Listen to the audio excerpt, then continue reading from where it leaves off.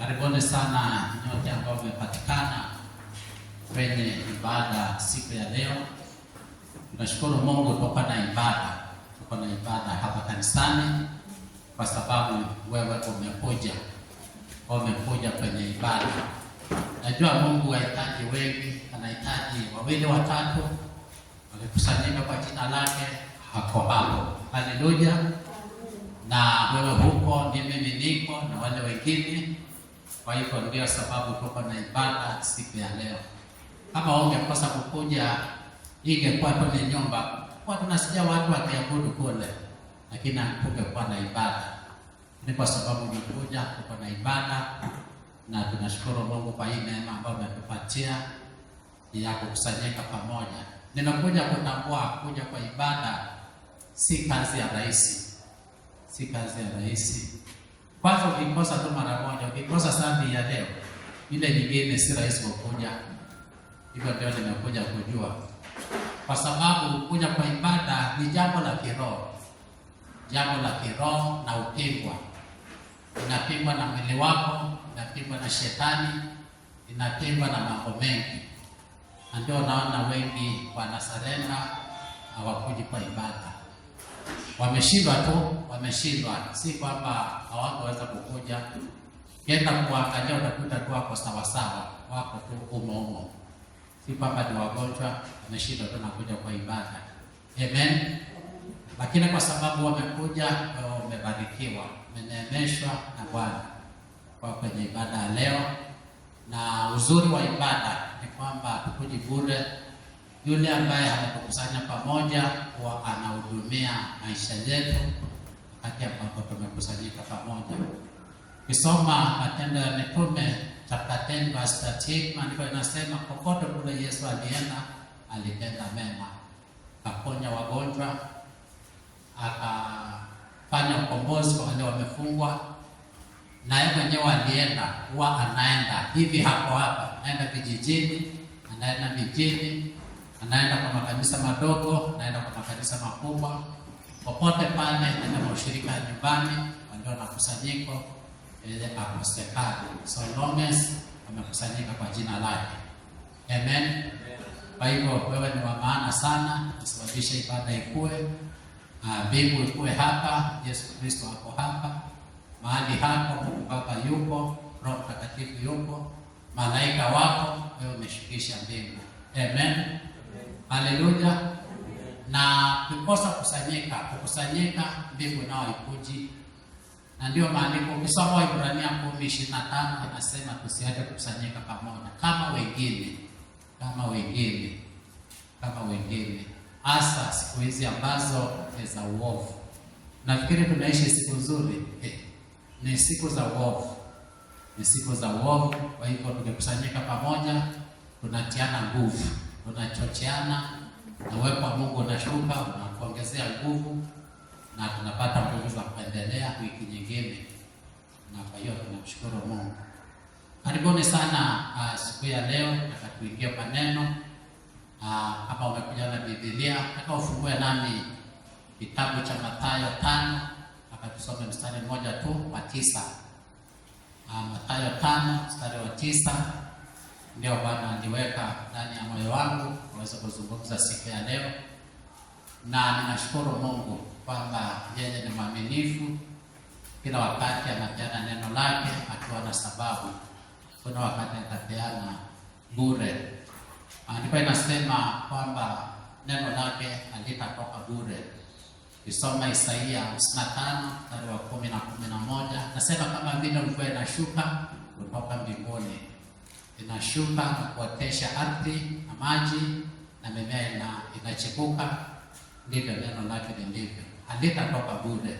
Haleluya. Alisologes ni neno lake.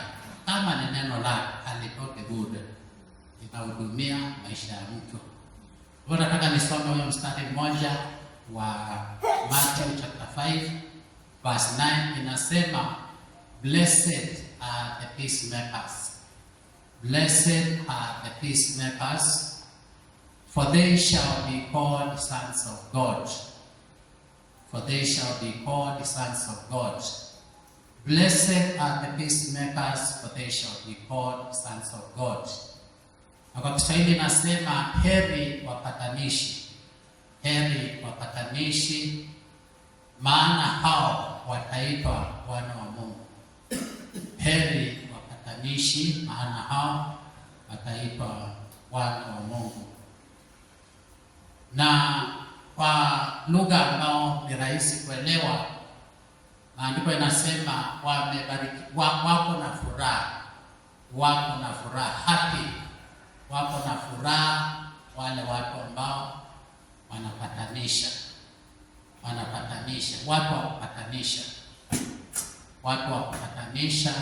Kupatanisha ni kuunganisha, watu wa kupatanisha wako na furaha, hao watu wako na furaha, wale ambao ni wapatanishi, na furaha yao inatoka kwa Bwana, haitoki kwa ile kupatanisha peke yake, inatoka kwa Bwana. Mungu mwenyewe ndiye anayepeana hiyo furaha kwa wapatanishi. Na wapatanishi ni watu kama wewe na mimi, wakati ambapo tumeweza kupatanisha watu na Kristo. Kupatanisha watu na Kristo kwanza, kwa sababu si habari na kupatanisha peke yake, ni habari ya kuleta furaha, na furaha inatoka kwa Bwana. Furaha ile iliyokamilika inatoka kwa Bwana. Ukisoma John chapter 14 verse 27, Yesu mwenyewe kabla hajaenda aliwaambia wanafunzi wake, mimi nitawaachia furaha. Nitawaachia furaha ambao haiko kama ya ulimwengu. Nitawaachia furaha ambao si kama ya ulimwengu. Yeye ndiye maandiko inasema yeye ndiye anayepeana furaha, na yeye ndiye anayepeana amani. Ndiye anayepeana amani. Furaha ya Bwana, amani ya Bwana inatoka kwake. Na maandiko inasema wale ambao wanaitwa wapatanishi, wale ambao ni wapatanishi ni watu wale ambao wanahubiri Injili kama mimi na wewe. Wale wanahubiri Injili wakiunganisha watu na Kristo. Na ukiwa utahubiri Injili na upatanishe mtu na Kristo, nyinyi wawili, maandiko inasema ya kwamba mtapewa jina hili, na ile jina mtapewa ni jina la watoto wa Mungu, sons of God. Hivyo ndivyo maandiko inasema. Na ni kwa sababu gani? Ni kwa sababu kazi ya upatanishi ilianza na Kristo mwenyewe, Bwana wa Mungu. Ilianza na Kristo pale msalabani, wakati ambapo alituunganisha na Mungu Baba, tukiwa sisi wenyewe tumekataliwa kwa sababu ya dhambi. Wakati tulipoanguka hapa kwa shamba la Edeni, mbingu iliuliza ni nani ataenda. Kristo peke yake ndiye alipatikana, si makerubi, si malaika. Kristo peke yake ndiye alijitoa, akasema nitaenda kuwapatanisha na Mungu, nitaenda kuwapatanisha na Baba.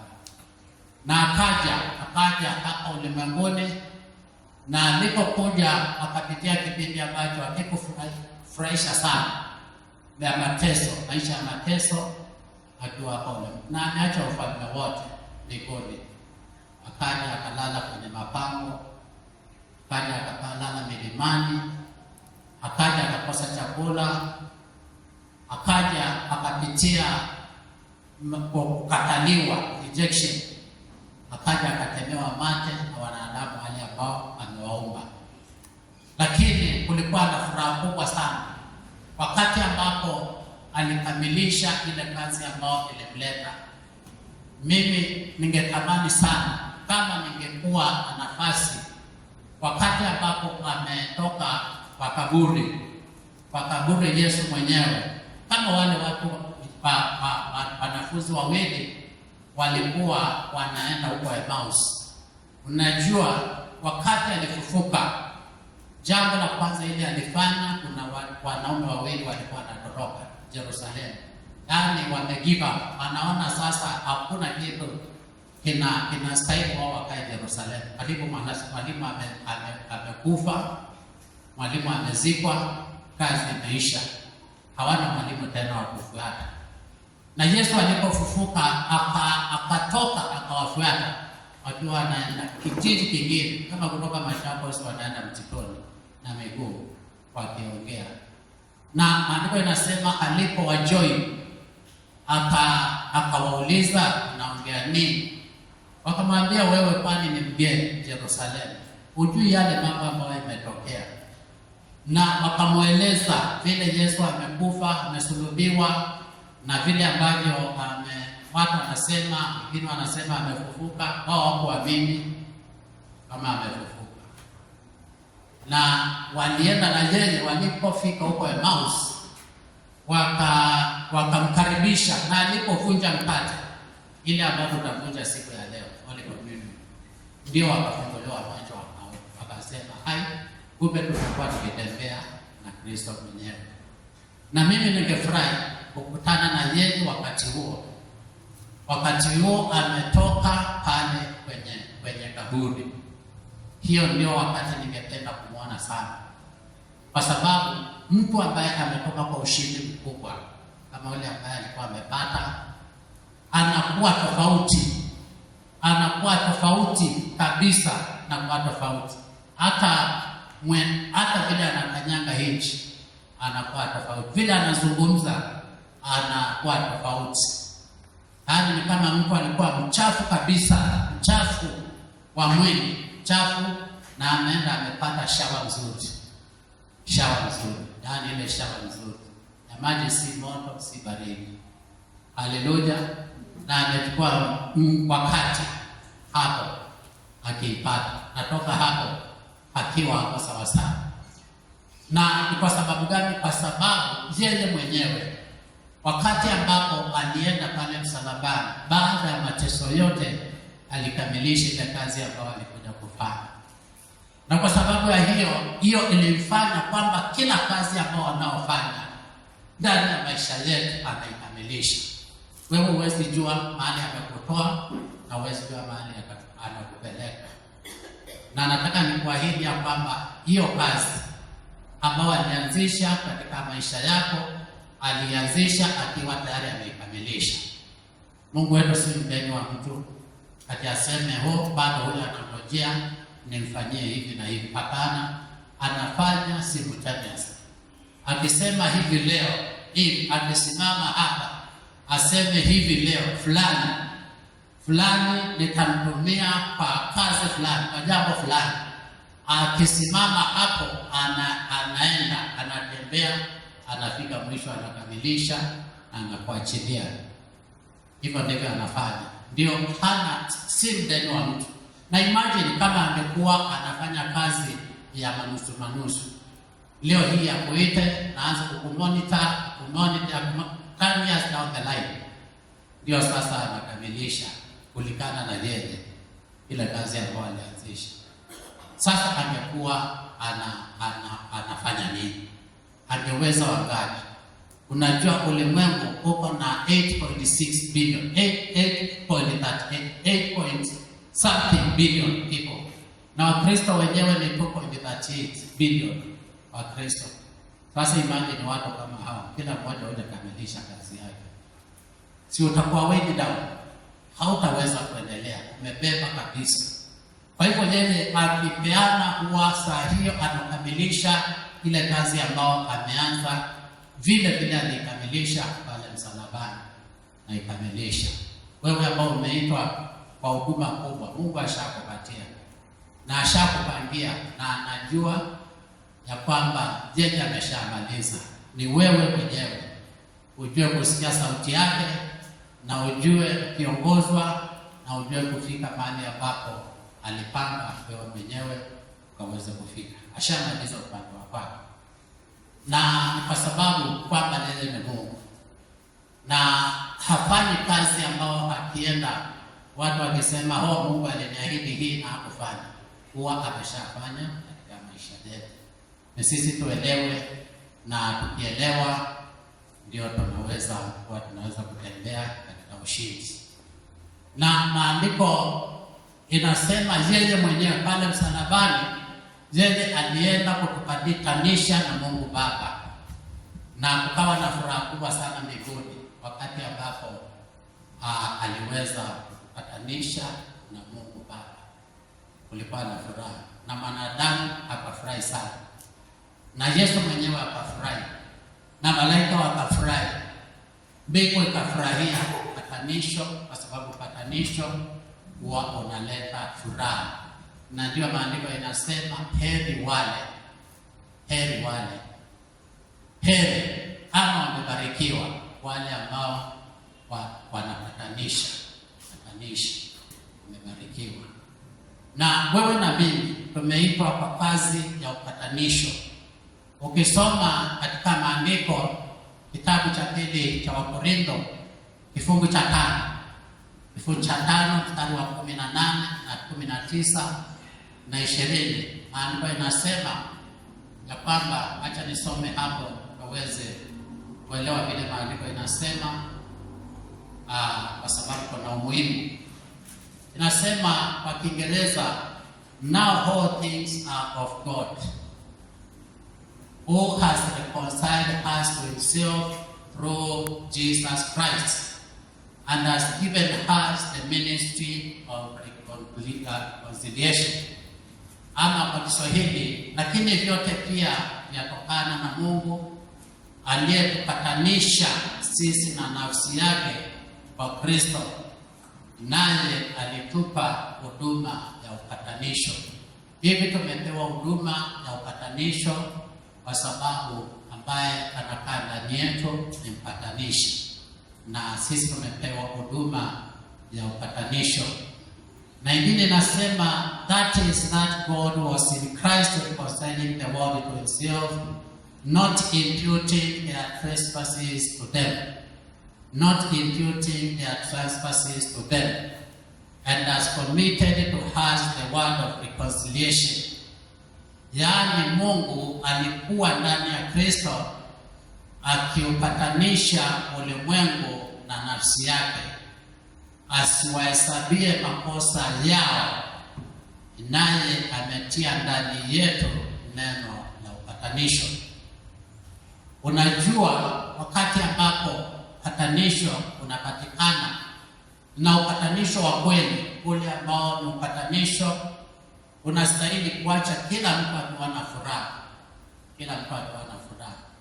na ndio maandiko inasema hapa, Mungu mwenyewe wakati ambapo tumepatanishwa na yeye, hakuna mtu alihesabiwa makosa. Kwa sababu upatanisho unastahili kuacha kila mtu akiwa na furaha.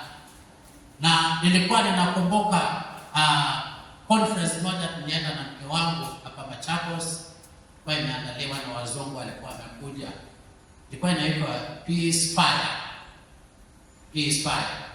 Na nikajua kutokana na hiyo mafundisho ya kwamba upatanisho sio vile ambavyo tunajua patanisho. Wakati ambapo tunasema tunapatanisha watu wamezozana, tunaenda kuwapatanisha, sio kuwapatanisha kwa njia ya kuweka lawama kwa yule ambaye aliyokosa. Hiyo sio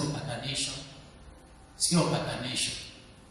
Lazima ukafike mahali, kama ni kupatanisha kweli, kila mmoja ambaye ameketi katika meza ya upatanisho hafurahi.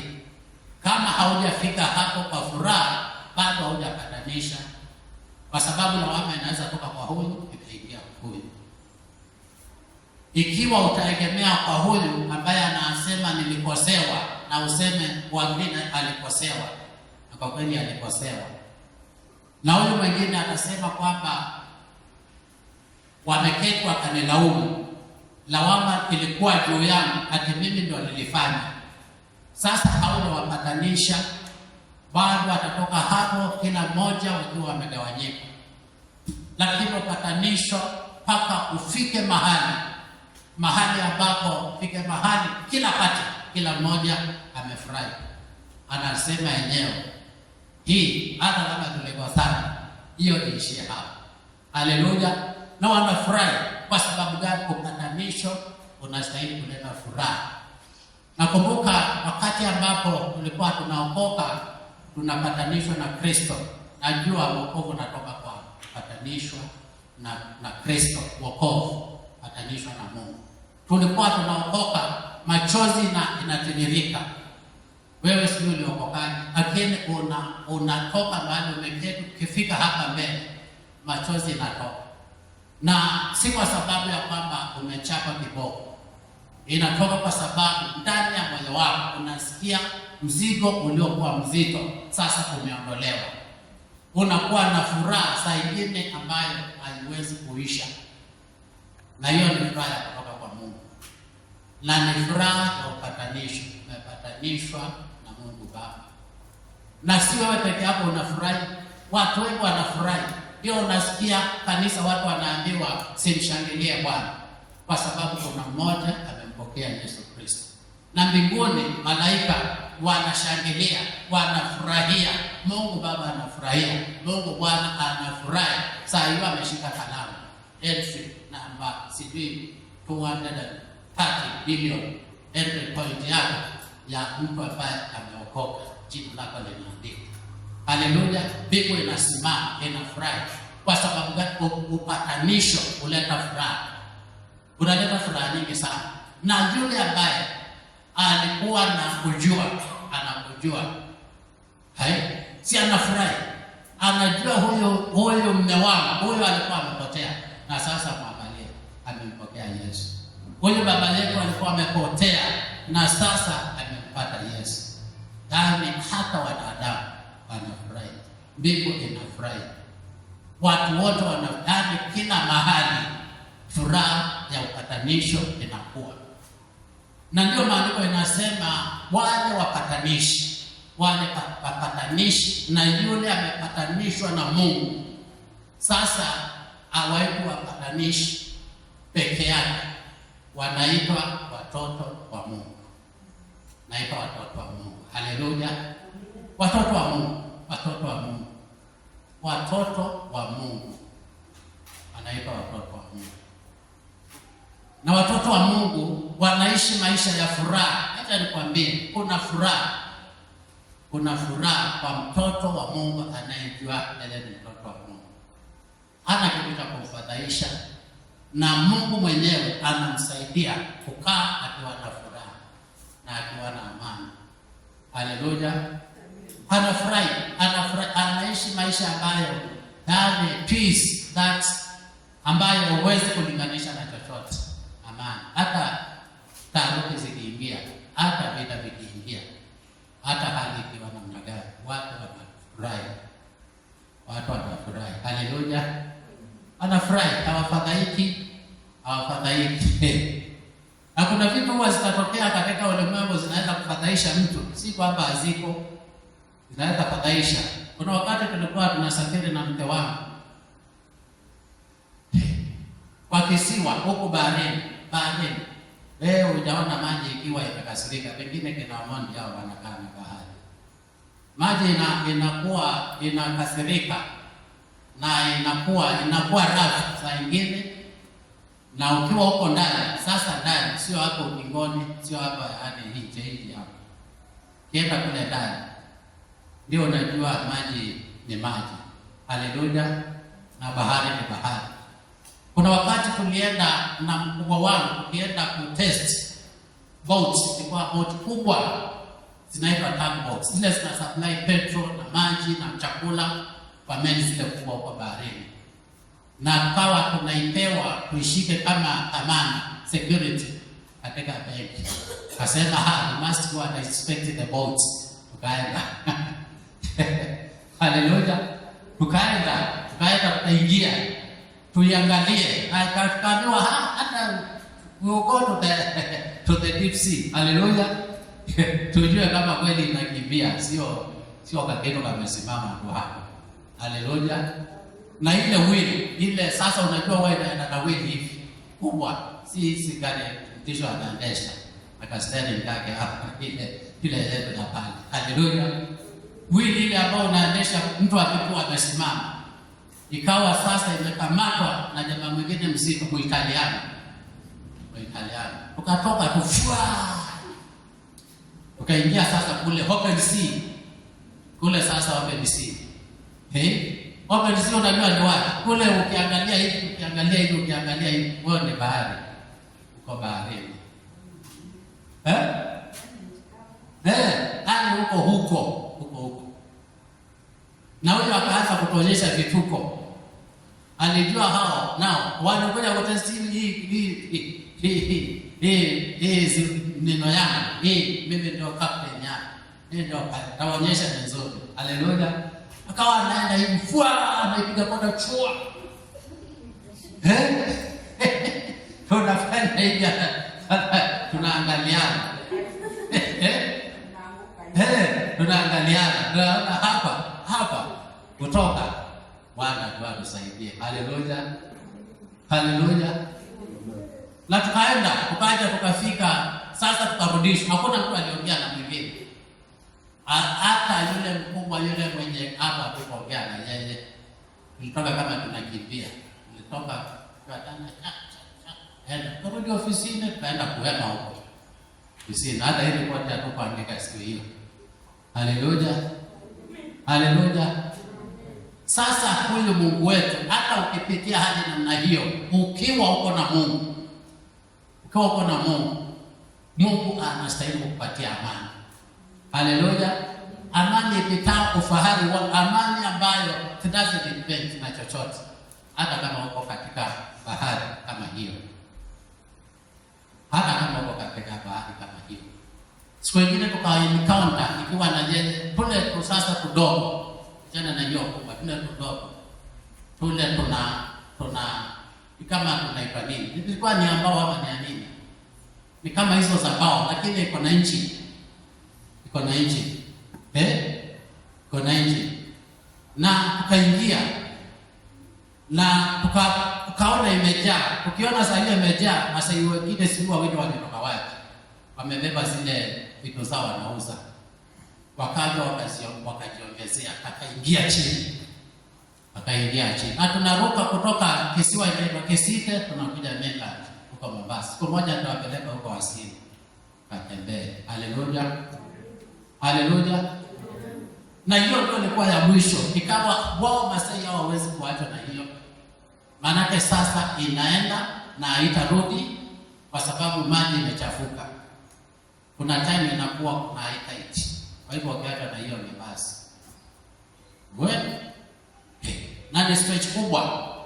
Maji inakupiga uso na huko unashika. Sasa nikajiuliza sasa hii nayo ni nini? Haleluya. Hii na hakuna mtu anajali. Hata sisi kama mke wangu alikuwa anajali. Lakini sasa nikasikia sauti ndani yangu inasema yule Mungu anakulinda kwa itikafu, pia atakulinda baadaye. Haleluya. Yule anakulinda itikafu ndiye atakaye kulinda hapa baadaye. Na moyo ukatulia. Nikapata amani. Haleluya. Mungu wetu anaitwa, ukisoma maandiko Isaia 9:6. Maandiko inasema yeye Mungu wetu ni mfalme wa amani. Yaani yeye atatawala amani. Mfalme wa amani, anatawala amani. Na anapea watu amani wakati ambapo hata hali zimekaa kama zimekuwa mbaya, Suluhisho ya hali yoyote ni kuwa na Yesu katika maisha yako. Prince of Peace, Mungu wa amani. Ndiye huyo ambaye Mungu wetu ametuokoa. Na sisi ambao tunaitwa watoto wa Mungu, sisi maandiko inasema sisi na ambassadors. Wacha niwasomee sikumaliza hiyo sehemu. Maandiko inasema hapo mstari wa 20, now then, hiyo ni 2 Corinthians chapter 5 verse 20. Inasema now then we are ambassadors for Christ, as though God were pleading through us.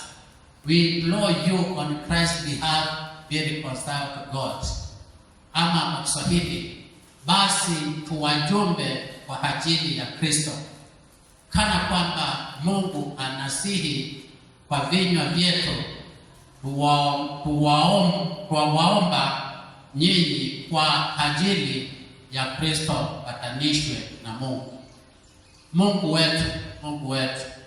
ambaye ni Mungu wa mbinguni ametupatia kazi ya upatanishi, ambassadors wa upatanishi.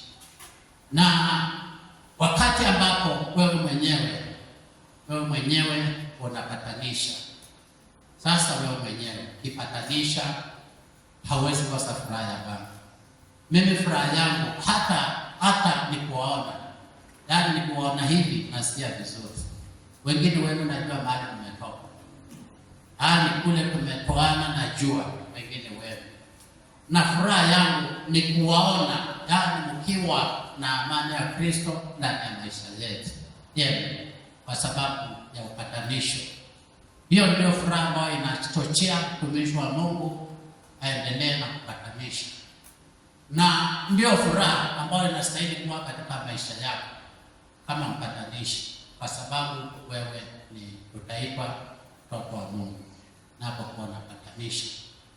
Na amani ya Bwana ambayo Mungu anapeana hautawahi kosa, kwa sababu wewe ni mpatanishi wa Mungu ambaye anaitwa mfalme wa amani. Hautawahi kosa amani katika maisha yako. Na ni jukumu pia, si kitu ambacho kimepeanwa tu ukaweze kufanya ukiwa unataka ama ukiwa hautaki. Utafanya tu kwa sababu ni kazi ambayo umepewa. Na ukikosa kuifanya, yaani wewe ukikosa kuifanya, ni kama Kristo wakati ambapo alikuwa ako karibu kwenda msalabani. Unajua kuna wakati alisema niondolee hili kikombe. Kama hiyo kikombe kikiondolewa, kama kikiondolewa, wewe na mimi hatungekuwa kama kikiondolewa. Hiyo kikombe cha upatanisho, wewe na mimi hatungekuwa. Na kuna watu wengi ambao Mungu ameweka kwa laini. Unaona vile tunaombea watu hapo kwa laini. Kila mmoja wetu hapo na laini yake. Mungu ameweka laini ya kupatanisha watu. Mungu wetu si mtu ambaye anapendelea watu, anapeana majukumu kwa kila mtu. Wewe uko na jukumu ya kupatanisha watu kwa Mungu, kwa ufalme wa Mungu. Wakati alikuwa hajaondoka kwenda mbinguni, alizungumza na wanafunzi wake. Kusoma Mathayo 28 mstari wa 18, 9 na 20. Akawaambia hivi, nimepewa mamlaka yote mbinguni na ulimwenguni. Enendeni mkahubiri Injili. Watakaoamini nitawabatiza kwa jina la Baba na Mwana na Roho Mtakatifu, na nitakuwa pamoja nanyi na mwisho wa dahari. Hiyo ni kazi uletewa wewe. Ukikosa kuifanya, hautoifanya, lakini ile furaha ya Bwana na ile amani utaikosa.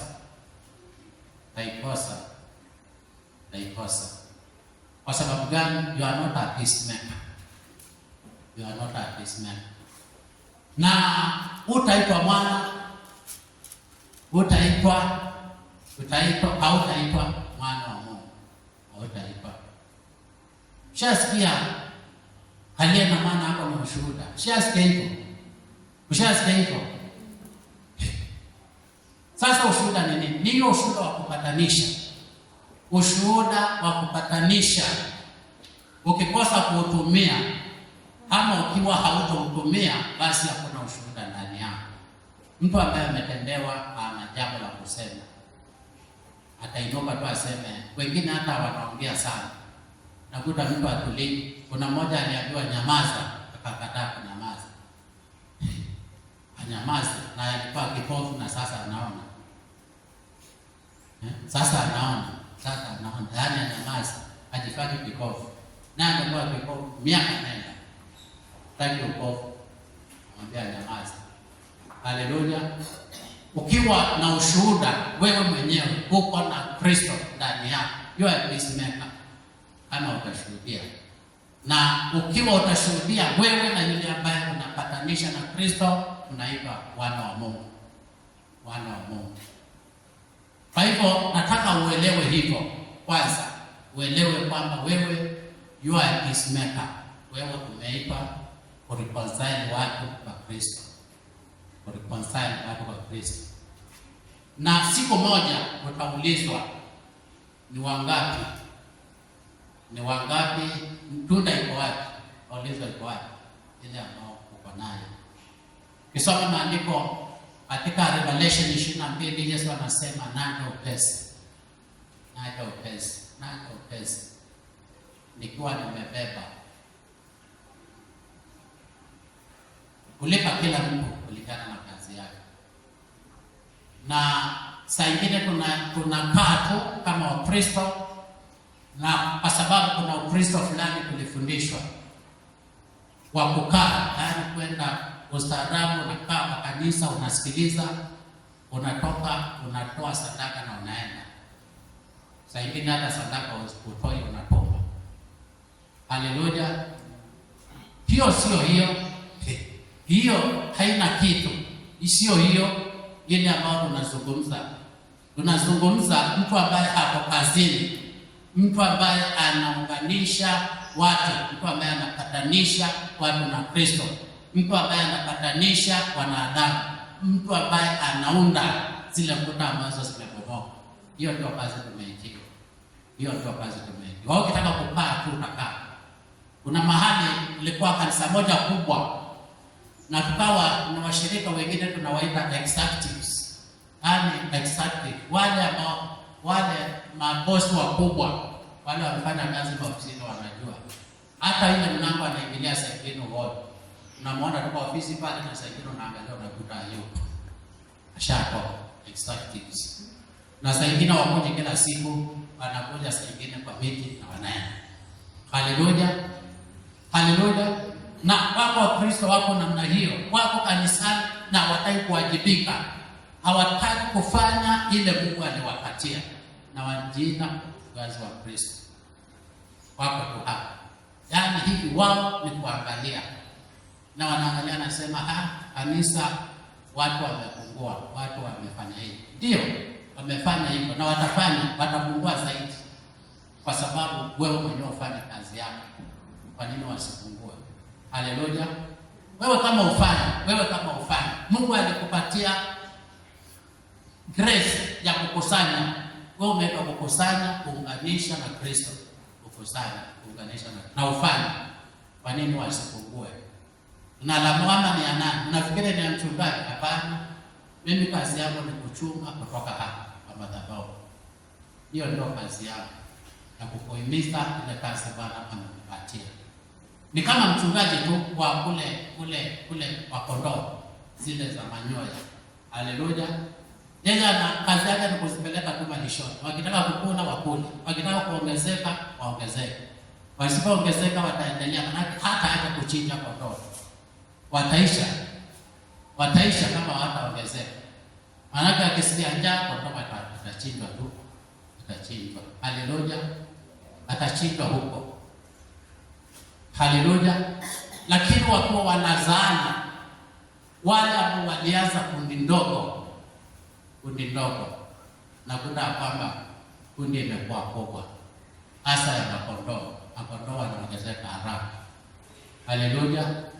Kwa hivyo wewe ni jukumu lako ya kuingia kwa nafasi ambao Mungu amekupatia ya kuwa patanishi watu na Mungu. Patanisha watu na Mungu. Hiyo inastahili kuwa a full time job ya kila Mkristo. Mahali popote ulipo, ukiwa shuleni patanisha watu, ukiwa kazini patanisha watu, ukiwa barabarani patanisha watu, ukiwa sokoni patanisha watu na Kristo. Hiyo ndio jukumu la kwanza ya Mkristo amepewa. Na akikosa kufanya hivyo, mbingu haitamtambua kama mtoto wa Mungu. Haleluya. Si maandiko ni hapo tumesoma? Ama sivyo? Ni hayo. Si mimi. Maandiko inasema wale ambao ni wapatanishi wataitwa watoto wa Mungu. Kumaanisha wale wapatanishi wataitwa watoto wa Mungu. Kwa sababu gani? Hawana mwana. Kama angekuwa na mwana angekuwa ni Ushuhuda ndio unapatanisha watu na Mungu. Haleluya. Kwa hivyo Bwana atusaidie wapendwa, watusaidie tujue huu ukweli ya kwamba tuko na kazi, na hii kazi ni ya kila mmoja wetu, si ya evangelist, sio ya mchungaji, sio ya mzee wa kanisa, ni ya kila mmoja wetu ya kupatanisha. Na yule ambaye anayepatanisha anakuwa na sehemu nyingine kwa sababu ya upatanisho wake. Anakuwa yeye mwenyewe ni mchungaji mzuri wa kondoo. Ukiangalia wale wapendwa wanasababisha watu watoke kanisani, wapendwa ambao hawaleti watu kanisani. Utajua yaani hawaleti. Kwa hivyo hawana dhamana ya ndugu zao na dada zao, hawana dhamana na kondoo. Wao wataongea kile wanataka, watasimama pale watafukuza physically, wafukuze kwa sababu si wapatanishi. Lakini wapatanishi wakisikia kuna kondoo ameenda, wanaenda kwa magoti, wanamlilia Bwana na wanaenda kumrudisha. Yesu Kristo alipeana mfano wa mchungaji ambaye aliacha 99 akaendea moja kwa sababu ya dhamana ya kondoo. Kwa hivyo ukitaka kuwa na dhamana ya wale ambao wako katika nyumba ya Mungu, wewe anza kuleta ndio kuwa na dhamana na wao. Kuna Kiswahili inaongea juu ya mtoto usiyemzaa. Mtoto usiyemzaa anaambiwa nini? Usiyemzaa anasema nini? Mtoto usiyemzaa hujui dhamana yake, si ndio? Ama sivyo? Hata nafikiri ama ni hiyo ni yetu na mtiso. Hujawahi sikia hiyo? Hujui dhamana yake. Mtoto usiyemzaa hujui dhamana yake. Tasema hauawe, ni mwizi hauawe. Lakini yule mama mzaa, hata kama evidence iko hapo, mbuzi hapo kwa mabega, ameibiwa kwa jirani, hapo hapo anasema hapana, mtoto wangu si mwizi, na iko hapo, kila mtu anaona, lakini anasema hapana, mtoto wangu si mwizi. Haleluya. Anauliza mama, unasema si mwizi na hiyo mbuzi imefika hapo sijui, lakini mimi najua mtoto wangu si mwizi. Haleluya. Kwa sababu anakuna dhamana na mtoto wake, hakuna dhamana. Na wale ambao wame make peace, wame reconcile watu na Mungu, wanajua dhamana yake sana. Wanajua. Ndio unaona hivi saa hii mimi naweza najua kila mtu kwa sababu ya dhamana ile iko juu ya maisha yao. Haleluya. Lakini mwingine anaona tu washirika, anasema wakija wasikosa kuja, hiyo ni shauri yao, si sawa. Lakini wale ambao ni wachungaji, wale ambao wameleta, unajua dhamana. Ukipoteza mshirika wewe, ukifanya kitu mshirika apotee, nenda ukafunge na uombe. Haleluya. Nenda ukafunge na uombe na umwendee kosa kubwa sana mbele ya Mungu, mbele ya wanadamu, mbele ya familia yake, mbele ya wote. Naona kama mambo mengine ni rahisi, lakini ni mambo yana-involve uzima wa mtu hapa ulimwenguni na hata mbinguni.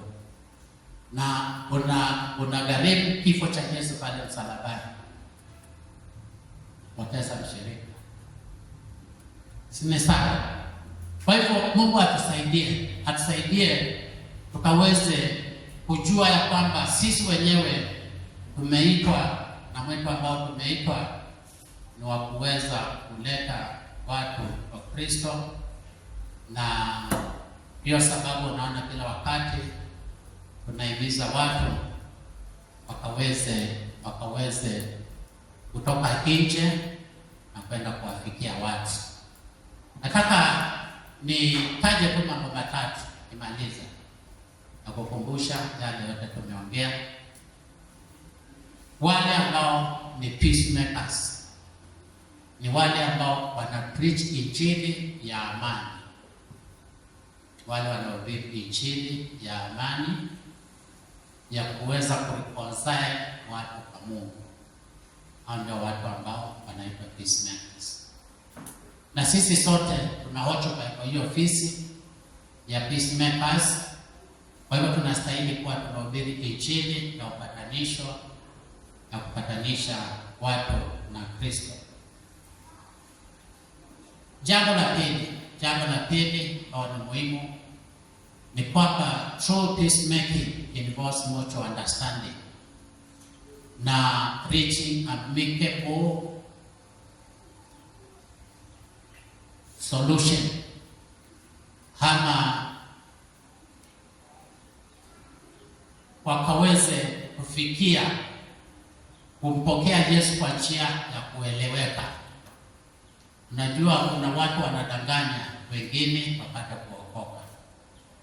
Hiyo haistahili. Haleluya. Kama wanaongana wanapeana pesa, shika hii 100 ukuje nikuombee wokovu. Sasa hiyo sio amicable. Haleluya. Hiyo ni merchandise, hiyo ni kazi ya dukani, si ya mambo ya kiroho. Yaani maelewano, wewe mwenyewe umeelewa na moyo wako umekuelekeza peana maisha yako na peana. Haleluya. Hiyo ndio peacemaking tunazungumza, na ile ambayo tulizungumza hapo awali kwamba watu wawili lazima wafikiane mahali bila mambo ya ujanja. Mungu huwezi kumfanyia ujanja, si sawa? Ukifanyia mwanadamu na Mungu huwezi kufanyia ujanja. Sasa hapo kuna shida. Watu wawili hawajafikiana, hawana furaha, hawajapata furaha ya katika hiyo peacemaking.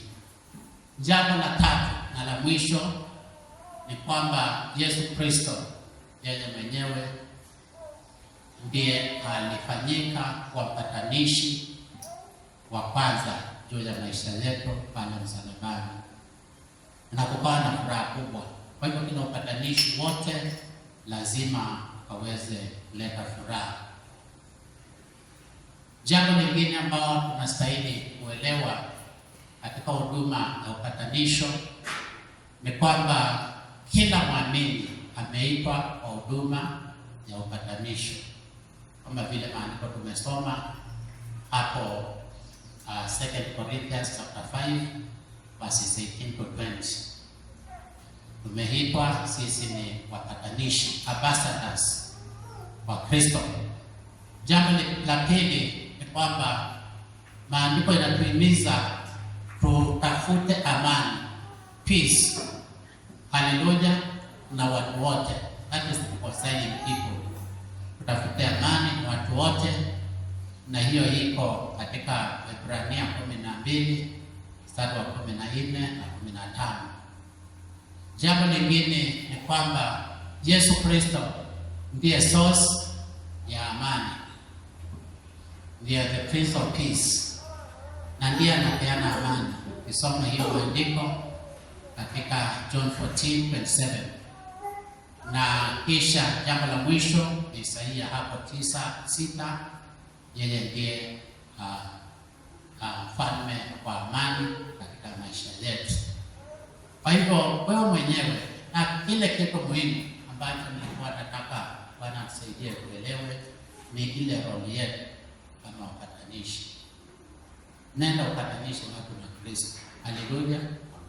Nenda uhubirie watu habari ya reconciliation. Hivi tumekataliwa na Mungu watu na Kristo ndani ya maisha yetu. Wahubirie, na wale watakaoamini walete kanisani. Hata wakikosa kuamini, njia moja ya outreach people ni kualika kwa kanisa. Waalike tu, hata usiwe na mambo mengi ya kuhubiria. Waalike. Yule Roho wa Mungu ako hapa, akija watahudumia. Alike kwa kanisa. Waalike. Na unaona tunahimiza hii tangu mwaka uanze. Wengine wetu tunasikia tu kama injili ilikuwa ya Jumapili. but it is a command, it is a requirement.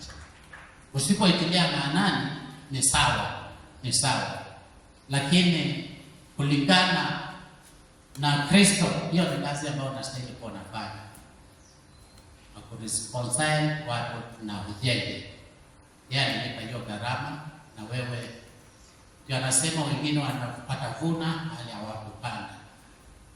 Sasa wewe mwenyewe ni uende kureconcile watu kwa Kristo. Hapa ukapata peacemakers 10 ambao wako serious, hata si 10, hata 5 peacemakers, serious peacemakers. Hii kanisa miezi mitatu bila kuwa kule, kuna ile mabati, kuna viti. Sio hizi viti ndio viko hapa peke yake. Taona viti vikifika kule na zikipungua, utaleta kiti hapa. Peacemakers wakipatikana, na naomba Mungu apatikane peacemakers kwa hii kanisa. Haleluya. Watu ambao watajitoa, yaani ambassadors. Unajua ambassador wa send ambassador wa Germany ama wa Russia, unajua kuna ambassador wa Russia huko. Wako maambassador kutoka Nairobi ndio watapita kwa mfano kaona the office of the ambassador of this and that, ama the residence of ambassador huko ya kuenda hivi. Haleluya. Simesa wako na hao wanaongea lugha ya kwao, hata wanaojua lugha ya kwao, wanahubiri mambo ya kwao, wanaeleza mambo ya kwao. Wewe ni wa mbinguni, eleza juu ya mambo ya mbingu, eleza kile ambacho umetendewa na Bwana. Hiyo inatosha. Alika watu kanisani. Kama unapenda hii kanisa, kwa nini usilegeze watu hapa? Ama uko hapa, kuna jirani yangu mmoja alikuwa anaongea mambo mengi, na alikuwa ni mlevi sana.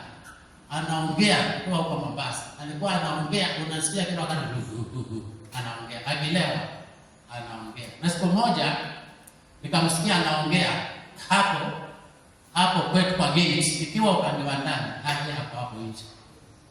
Anaongea. Nikasema huyu anaongea nini? Acha nimsikilize. Mtoa. Kumbe anaongea mambo ananiongelea mimi. Na uzuri hapo ananiongelea mambo mabaya. Na nikaja nikamuuliza, akaja akaniambia mimi unajua mimi pastor wangu ni Pastor Nai. Mimi pastor wangu ni Pastor Nai. Manake alikuwa anajua anaenda kwa Pastor Nai. Nikamuuliza, pastor wako si yuko pale Catholic, sio anaenda Catholic. Akaniambia, huko naenda tu kama formality. Hapo kama formality. Naenda. Na watu wengi wanaenda kanisani kama formality, lakini they are not attached to that church. Si ndio? Hawajui hata nini naendelea kwa hiyo kanisa. Hawajihusishi kabisa na mambo ya hiyo kanisa. Wana criticize tu, anaangalia mambo yakifanyika. Leo hakuja fagiliwa. Leo hakuna sioni stima. Hajui kama zinanunuliwa ni tokens. Hajui tunaongea mambo ya tokens hapa. Haleluya. Hajui pesa inaenda wapi ya hii kanisa. Na atoi. Sina sawa. Inaenda wapi? Ona miaka hiyo yote hatujaweka chaos.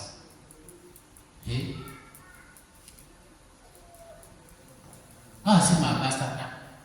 Hawa si peacemakers. Peacemakers wako na mzigo. Wanajua kile kinaendelea. Haleluya. Hivi peacemakers wanaweza piga macho kwa hapa mara moja wakasema fulani hayuko, fulani hayuko. Na kile wengine hata sahihi kuwauliza, hawezi kujua ni nani yuko na nani hayuko. Lakini peacemakers washajua. Na wengine hata washafanya hesabu. Nikitoka tu hapa simu, nitamuuliza alienda wapi. Leo tena sikomwona kwa ibada. Those are the peacemakers we are talking about. Watu wa kureconcile watu na Mungu, ambao Mungu mwenyewe akiwa mbinguni anasema hawa ni watoto wangu. Haleluya. Bwana akusaidie wewe uwe mtoto wa Mungu. Akusaidie ukue peacemaker, sio disperser, mtu wa kugawanya. wa kugawanya. Mtu ambaye hana kozana ni mtu ambaye ni wa kugawanya. Physically anagawanya.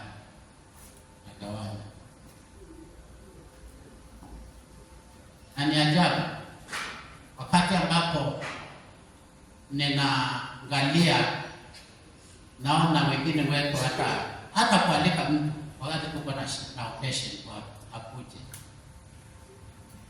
alikualikana tu kwa mzigo. Bwana akusaidie. Haleluya. Akusaidie ukuwe a peacemaker. Uwe na mzigo mwenyewe, sio mpaka utangaze program ya outreach. Hapana. Outreaching inastahili kuwa your daily way of life. Kama ujui, maana unaongea na watu, unaona watu wale wanalia kule nje, wale wanateseka, unawaona. Na Mungu anawaleta hapa makusudi. Unaona mtu anapita tu hapo mlevi, amefika mahali huko anaanguka. Mungu anaangalia kama utamuinua ama utafanya nini. Na utafanya nini, anaangalia. Iko hivyo. Sione kama haiko hivyo, iko hivyo. Kwa hivyo Bwana atusaidie sana wa leo tunapoomba. Bwana atusaidie tunapoomba siku ya leo, tutaombea peacemakers. Haleluya. Hiyo ndio timu yetu leo. Tutaombea peacemakers. Bwana ainue peacemakers hapa kwa kanisa. Watu ambao wako na mzigo. Watatembea mpaka kule Kadesi. Atembee mpaka huko Ngelani kule tulifanya crusade hiyo. Atembee huko. Atembee mpaka huko kunaitwa nini huko Machakos huko tulikuwa tunafanya crusade. Wakifuata ni nani waliokuwa crusade yetu hapa ni nani? Haleluya. Peacemakers. Bwana ainue peacemakers kwa kanisa. Haleluya. Na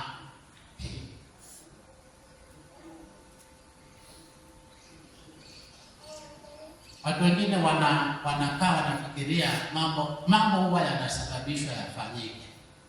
Kama imagine Mungu alikuwa na uwezo wa kukosa kutuma Yesu Kristo na akafanya ile kazi ambayo Kristo alifanya. Alikuwa na uwezo kwa sababu yeye ni Mungu. Angechukua tu, angetafuta njia nyingine na angefanya ile ambao alikuwa anataka. Hata anaweza kuondoa kizazi chote wala kushinda akiokoa watu. Na kaya muda. Kaya hata milioni ya salafu anze kingine. Ileta shida anaondoa tu. Kuna haja kushinda ukiokoa watu. Haleluya. Alikuwa na njia nyingi, lakini alituma Yesu Kristo na amekutuma wewe. Na akitaka hivi, unaona hii anaweza kuleta watu hapa pakawa kuna mahali kwa wewe. Kama kuleta watu kwa kanisa. Na wao watabaki tu hapo, ukiwa hapo. Na utaitwa peacemaker. Hautaitwa mtoto wa Mungu kwa sababu ukufanya ile ambayo ulipewa. Hapo ndio si habari na kuja, ni habari ya kufanya ile kazi Mungu alikuitia. Ni habari ya kufanya hivyo. Na ukiwa wewe mwenyewe utajitwika mzigo, kazi ya Mungu ni kujitwika mzigo. Si habari na nitafanya wakati ninajisikia. Unajitwika mzigo. Na ukishikana na mtu kama mimi, naangalia rekodi zako. Umeleta wangapi wiki hii? Kwa nini huko fikisha hilo ulisema? Watu ambao tunafuata targets, unaambiwa useme. Sine sawa. Si kwa sababu utachapa kiboko, unatiwa changamoto. Unakuwa pushed kufanya. Hivyo ndivyo watu wanafanya kazi, wakifanya kama groups. Lazima kila mmoja ndio wameshikilia watu, twende, hawanaendana 1 2 gari zito. Inasukuma na wanaume wachache. Kwa sababu kila mmoja ameshika, mwingine hapa, mwingine hapa. Na inaenda. Japokuwa wengine wachache anaweza kuwa ameegemea tu na 10 wako. Hapo. Kiwa na mimi nakuuliza ni wangapi wewe? Hebu nione register yako. Hebu nione register yako mahali umefika. Kuna mahali nilikuwa ninafanya kazi, ukasema sasa twende nje walete customers. Pole tu, faida yako inasema nini? Faida yako inasema nini? Kazi ya Mungu si ya kufanya at leisure, ni business, ni commitment ya Mungu ambayo Mungu ametupatia. Commitment. Seriously, ya kufanya seriously. Hey. Ni ya kujitoa, ujitoe, ujicommit, utoke uende hata ukiwa unajua.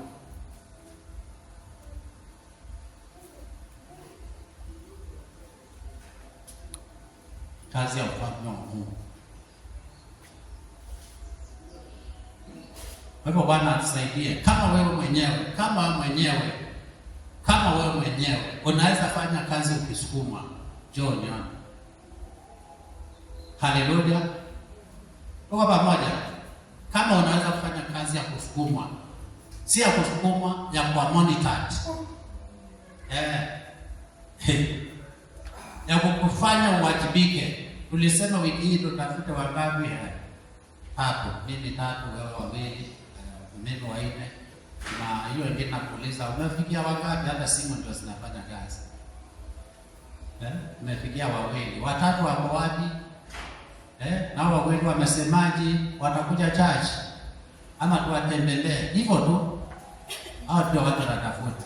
Hata mimi watanitia moyo. Sine sawa. Tuingie kwa kazi ya ufalme. Mambo si hivyo rahisi, tuingie kwa kazi ya ufalme wa Mungu. Kwa hivyo wewe mwenyewe kama utaelekezwa na Roho wa Mungu kwa njia hiyo, ukimaliza ibada njoo nione. Tuingie kwa kazi ya peacemaking. Peacemaking. Haleluya. Ya peacemaking. Kwa hivyo nitafika hapo, nataka niombe. Alafu leo tuko na Holy Communion. Nashiriki Holy Communion kwa kifupi.